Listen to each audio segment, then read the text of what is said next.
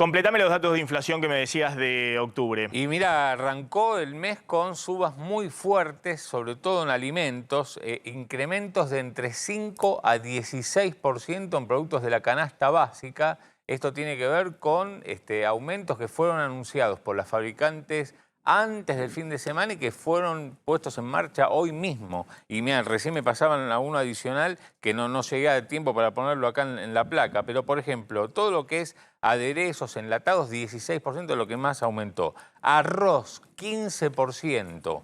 Azúcar, 10% adicional. Estamos hablando de un producto que viene aumentando, digamos, en el último año el doble. Y sigue aumentando por arriba del índice en mes a mes. Panificados, 10%.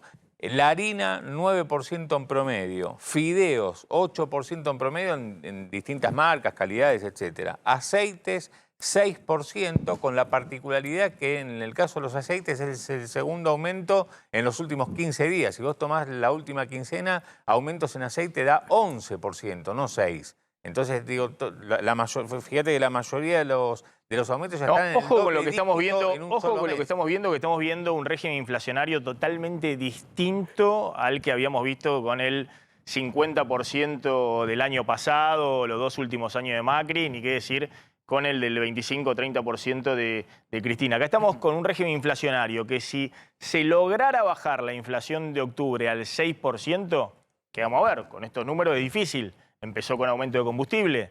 Venimos, el Banco Central tiene que acelerar el crawling peg, porque le está quedando muy atrasado el tipo de cambio oficial y sobre todo en estos meses que no va a tener el ayudín del dólar soja.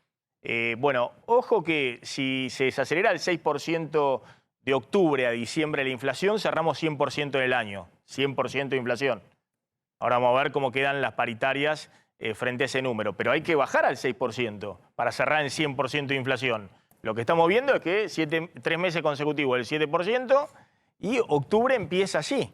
Claro. Digamos, con, de nuevo, muy fuertes aumentos, además de todos los precios regulados que están aumentando o los que están atados al dólar y demás, muy fuerte aumento de precio de alimentos. Bueno, te decía, por ejemplo, lácteos, hoy mismo anuncios de aumento del 8%, en bebidas 20% en las gaseosas, 20% de primera línea, y 10% en el vino. Digo, todo, ¿viste? Va sumando y por ahora no hay una reacción, digamos, de la Secretaría de Comercio, ni siquiera en una convocatoria a las empresas. Digamos que se intentó en algún momento una reunión de Tombolini con las 6 principales fabricantes de alimentos, donde le dijo, calmen un poco la situación. Hace un mes, digamos, apenas se había asumido. Bueno, esto no ocurrió, obviamente, y bueno, están terminando de cerrar la negociación de precios cuidados, pero claro, las empresas, imagínate qué precios cuidados van a querer acordar con aumentos que les propone el gobierno si mientras tanto lo que está pasando es esto, son aumentos de doble dígito en un solo mes. Acá sí seguimos con inflaciones de este registro en estos meses.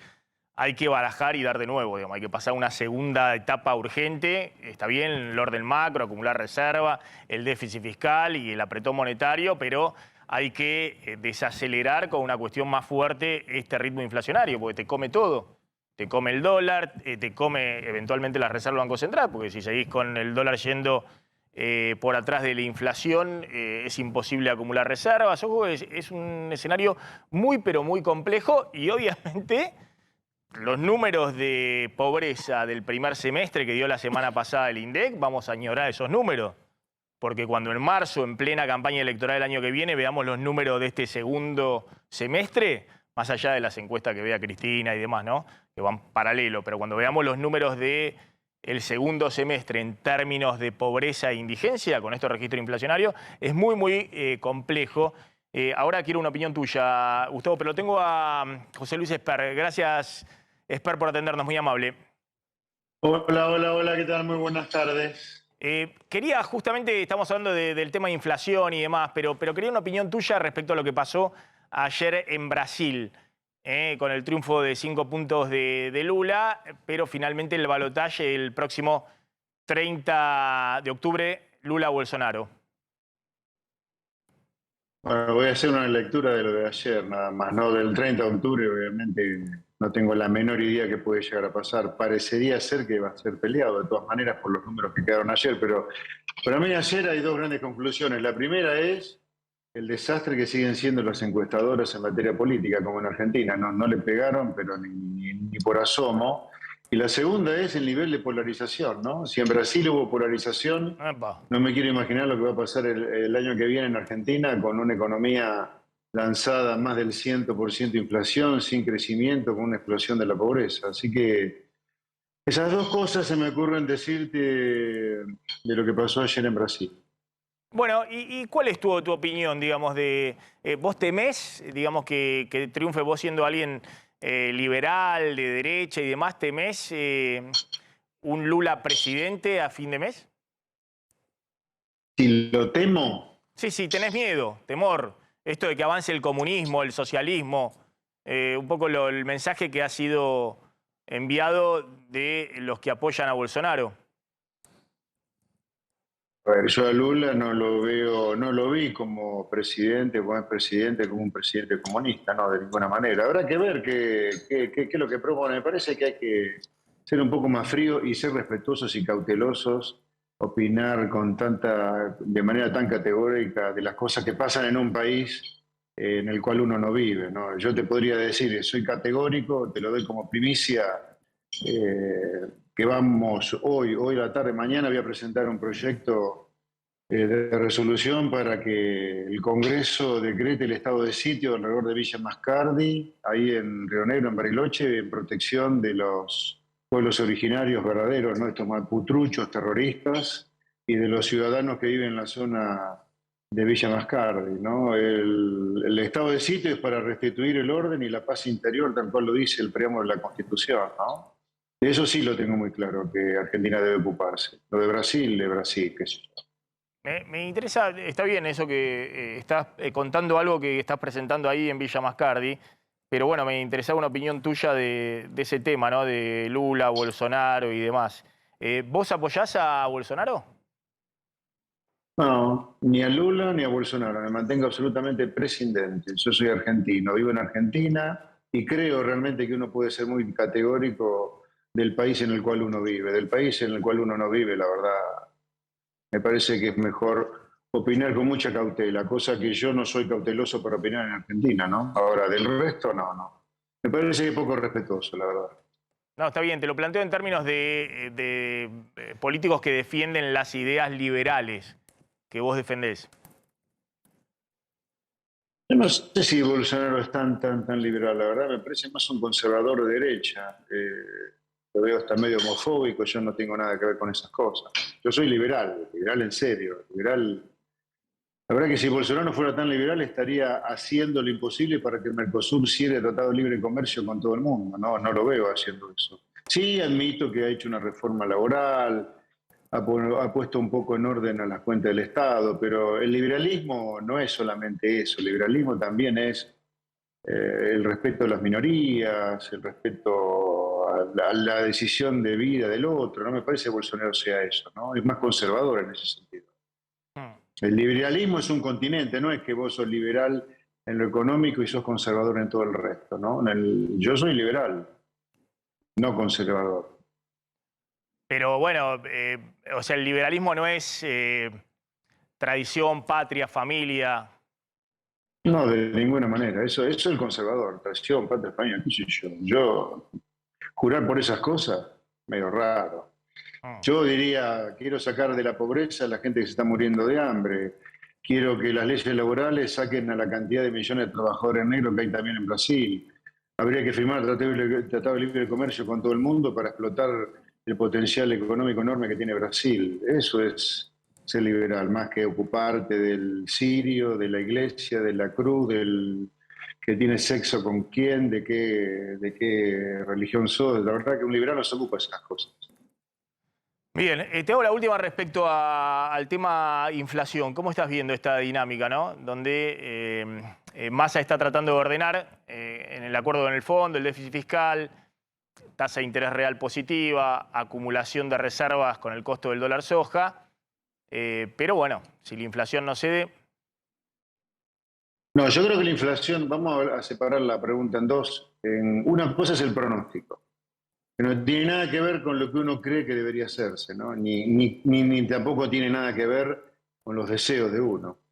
El pronóstico inflacionario, yo creo que Argentina se ha estacionado en una inflación de acá en adelante en el 100% de piso a nivel anual. Yo creo que el año que viene incluso podemos tener más del 100% de inflación anual, que es el número con el cual vamos a terminar en 2022. Por eso yo creo que está atado con esto. El presupuesto del año que viene no puede ser que el gasto público crezca 70%, que son 10 puntos más de lo que va a crecer la inflación según el presupuesto. Y además lo que habría que poner una cláusula en el presupuesto es que cada peso adicional que crezca la recaudación por encima de lo que está puesto en el presupuesto se dedique a acumular reservas para que el gobierno no lo gaste discrecionalmente después y nos regalen estos mamarrachos como el dólar soja, el dólar minero, el dólar Qatar, etcétera, etcétera. Si vos tenés reserva, podés fijar el valor del dólar. Si no tenés reserva, tenés que dejar flotar y utilizar algún ancla. Y si tenés reservas, como podés ganarlas y la recaudación crece por encima de la presupuestada, esa es una manera mucho más prolija de ganar reservas que esto del dólar soja, que ha generado una emisión fenomenal del ELIX para absorber toda la emisión que ha generado el dólar soja, y además ha generado una pérdida importantísima en el Banco Central, que el gobierno quebrado lo va a enjugar emitiendo deuda. Esper, gracias, muy amable como siempre. Por nada, muy Ahí buenas estaba tardes. José Luis Espert. Bueno, Gustavo, ahí estamos hablando un poquito de los números de inflación. Ahora vamos a contar un poquito qué pasa con la Reserva del Banco Central y por qué por ahora no va a haber dólar Qatar. Hasta aquí, Maxi, creo que lo que hemos visto en estos 2 meses más calmos de algunas variables macro se basa en 2 cosas. En patear vencimientos, pesos de deuda, y en adelantar ingresos, dólar soja. Si no paras la inflación, si no paras el precio de los alimentos, generalmente las sociedades se comen de postre a los gobiernos cuando van a elecciones. Esto es sencillito. Es decir, con una inflación de 3 dígitos, oficialismos que tuvieron una mejor performance en otros países perdieron. ¿Por qué tendría posibilidades un oficialismo en Argentina con el 100% de inflación? A lo mejor hay alguien que me puede explicar, yo no lo veo. Entonces, me parece una condición política, no solo económica, por lo que vos analizás habitualmente, política para la administración, para encarar el 2023, y yo creo, y lo hablamos la última vez que estuvimos juntos acá en el programa, me refiero, del famoso medio puente. Medio puente no te sirve para nada, para lo único que te sirve para caerte un poquito más adelante. Entonces, si acá vos no le das consistencia a estas medidas, que a lo mejor están mejor orientadas, porque digamos que lo que se Alguien te discute puede ahora, decir, bueno, por lo menos uno se puso a construir el puente.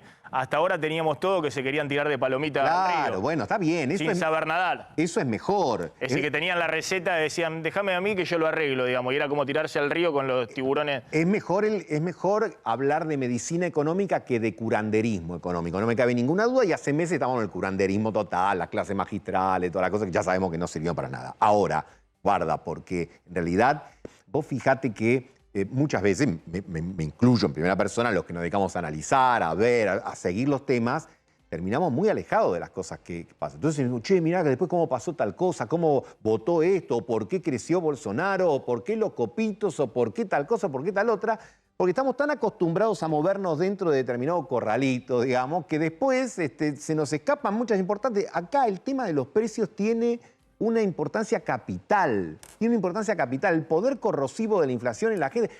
Lo que te dicen a vos seguramente tus amigos, tus conocidos, la gente que te para por la calle, si no paran los precios, si yo voy a comprar todas las semanas y voy con 5.000 y vuelvo cada vez con menos, todo es chamullo.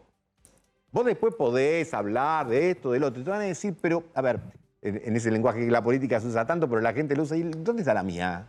¿Dónde está mi negocio? ¿Dónde está mi situación económica, mi salario, mi ingreso? Esa es la que cuenta. No, el tema también es que no hay receta fácil y no hay cuestiones inmediatas. Y hay que ver si los tiempos le dan al gobierno como para bancarse varios meses en este régimen inflacionario. Lo último, Maxi, muchas veces algunos dicen el trabajo sucio, el trabajo sucio. No hay nada más sucio y antipático que la inestabilidad de precios en términos electorales.